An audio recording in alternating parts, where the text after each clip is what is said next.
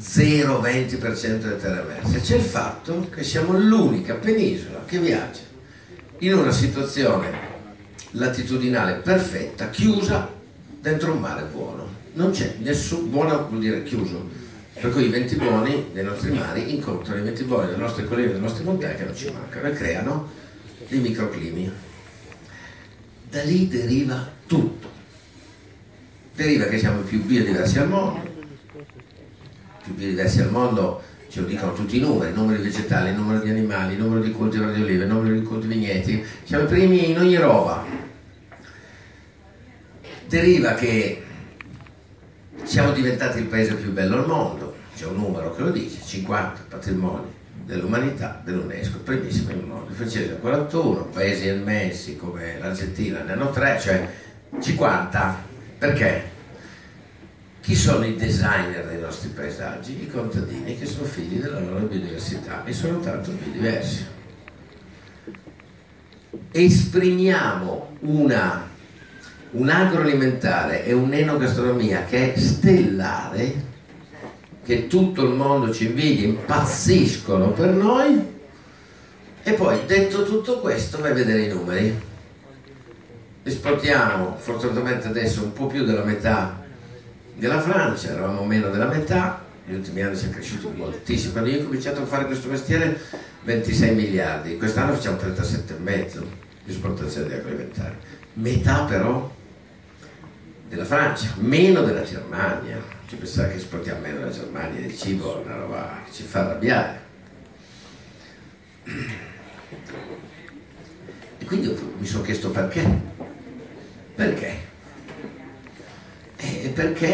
Perché abbiamo due limiti. Uno, siamo dei provinciali, andiamo poco all'estero.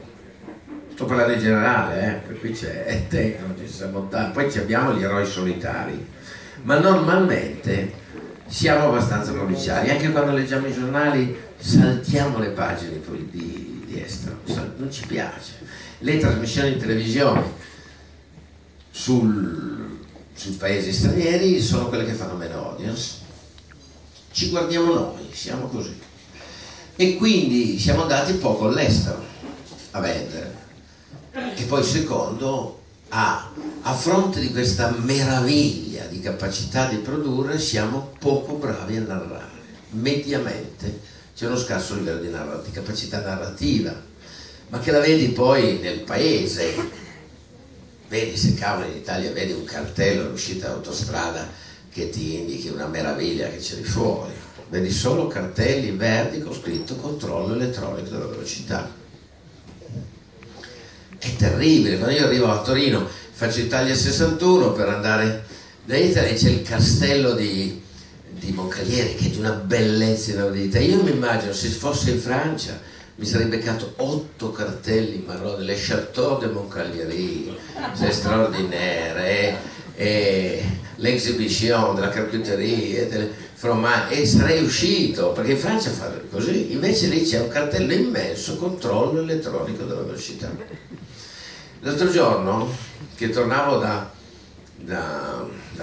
Svizzera, a Lugano, e vedo da lontano un grande video sulla barriera doganale che ci porta in Italia, un grande video che faceva immagini. Ho detto, oh, finalmente hanno messo un grande cartello di ingresso in Italia, e mi immaginavo, perché ero lontano, vedevo ancora, ci sarà scritto benvenuti nel paese più bello del mondo, i 50 patrimoni dell'UNESCO, il Duomo di Milano. Mi immaginavo questa roba, arrivo lì e c'era scritto Italia, vietato andare più di 130 all'ora sull'autostrada, i pneumatici da neve da novembre.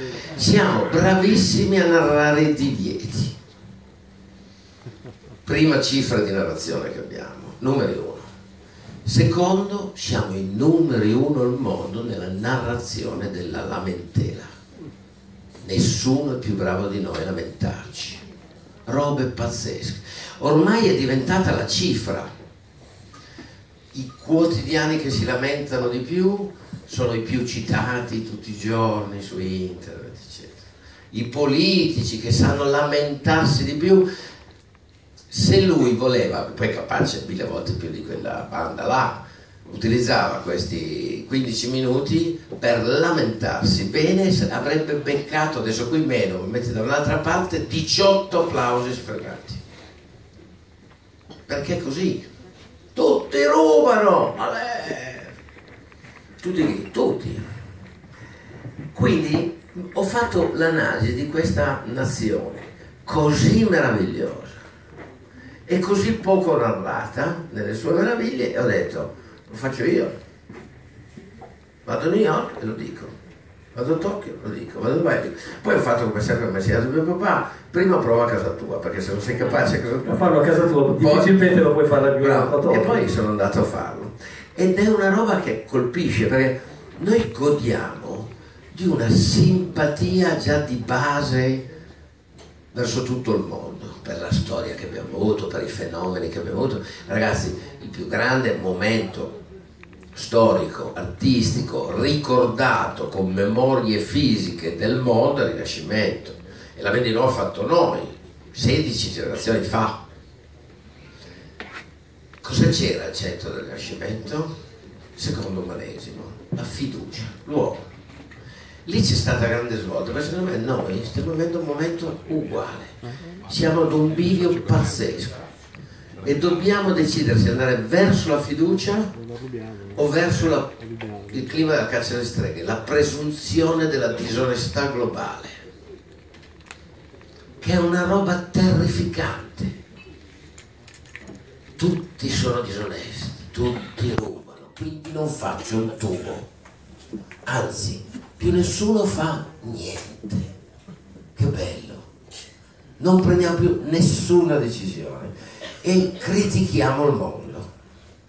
Oppure andiamo verso la fiducia, che vuol dire metterci le palle, sbagliare. Ci sarà qualcuno che ruba, ma qualcuno che ruba c'è sempre, in tutto il mondo ci sarà sempre, e quindi noi dobbiamo agire quella roba. E Italy nel suo piccolo è stato un grande gesto di fiducia, è un grandissimo gesto di dimostrare che il nostro paese è tanto. E quando siamo andati negli Stati Uniti c'era lui, testimone, il presidente, come ti chiami già? Come sindaco, non mi viene in mente il tuo cognome. Cuffari. Bravo, Cuffari. E quindi eravamo insieme a New York e lui ha visto, lui che era presidente della Romagna, dell'Emilia e della Coppa, e mi diceva: Madonna che roba. Io gli dico: magari forse qui farò 50 milioni. E lui quel giorno ha detto: ne farai di più.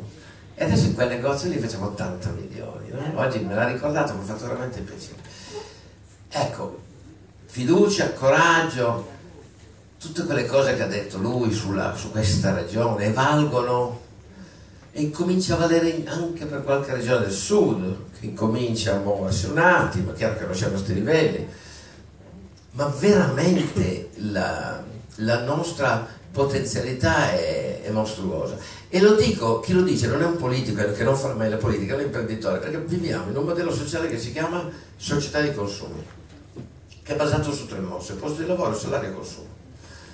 Consumando di più creo nuovi posti di lavoro, migliori salari, è un anello, una spirale virtuosa, fantastica, che dobbiamo continuare ad alimentare. Ma centralmente ci va il fiato dell'imprenditore, l'idea. I posti di lavoro non si creano mica per decreto, poi i compiti politici creano uno scenario favorevole, ma poi siamo noi che dobbiamo tirare fuori le palle, scommettere, rischiare idee e rischiare denaro e fare queste operazioni. Ed è quindi è un imprenditore che dice che dobbiamo mettere fiducia. E siccome tra non molto abbiamo il vero, secondo me, grande appuntamento tra la fiducia o la caccia alle streghe, io spero proprio che non facciamo la cazzata di andare tutti nel Medioevo.